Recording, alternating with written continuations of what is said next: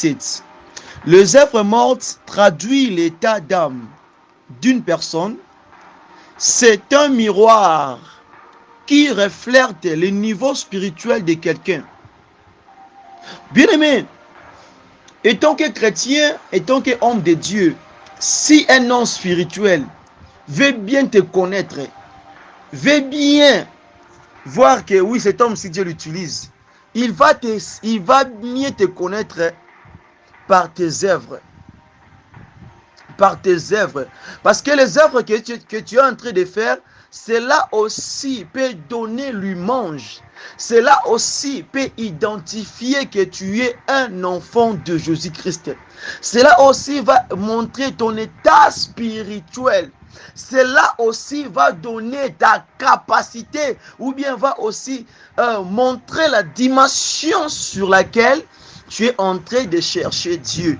C'est ainsi que vous allez voir, il y a beaucoup de gens qui prient, il y a beaucoup de prédicateurs qui prêchent la parole de Dieu, il y a beaucoup de jeunes de nos jours qui servent Dieu, mais ce que vous allez constater en eux, il n'y a pas la persévérance. C'est là qui amène les jeunes ou bien les gens de notre génération dans les œuvres mortes. Parce que les œuvres mortes montrent ou bien démontrent juste que ce que tu es en train de faire, ce que tu es en train de commettre. C'est ainsi que vous allez voir, on peut insulter une femme. Toi, tu es une prostituée. Excusez-moi pour le terme, mais tu es une pite. On ne lui a pas dit parce qu'on lui a trouvé au flagrant délit. Plutôt sa manière de s'habiller. Plutôt des choses qu'il est en train d'appliquer sur son corps.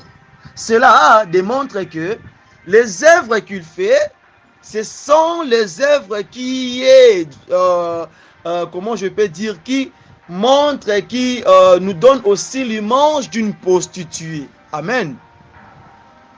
Que Dieu nous bénisse. Par les œuvres mortes, je voulais aussi profiter en dire ceci.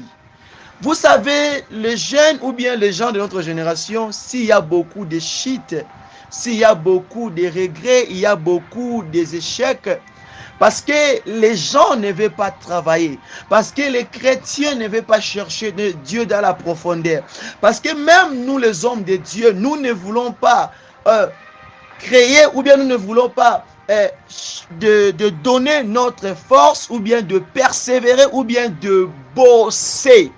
Mais nous voulons juste que être, je vais être comme, je vais devenir comme. Quand toi tu dis que je vais devenir comme, je vais être comme lui, est-ce que tu connais ce qu'il fait?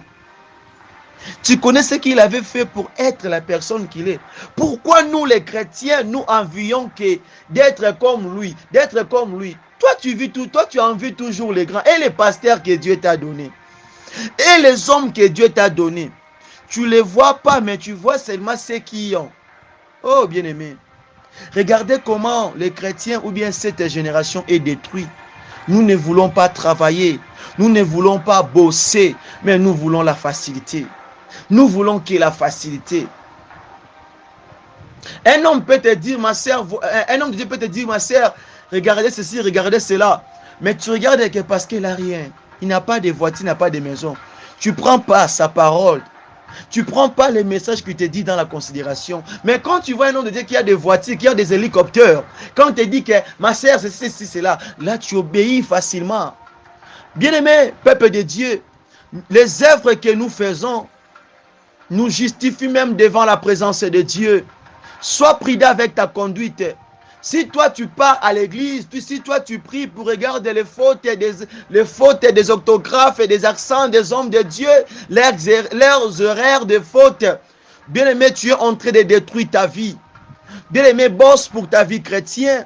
Persévère, bien-aimé. Persévère, bien-aimé. Parce que la Bible dit, et parce que nous sommes en train de comprendre que le salaire du péché, c'est la mort. Mais aussi les œuvres mortes traduisent l'état d'âme d'une personne. C'est un miroir qui reflète le niveau spirituel de quelqu'un. Que Dieu nous aide.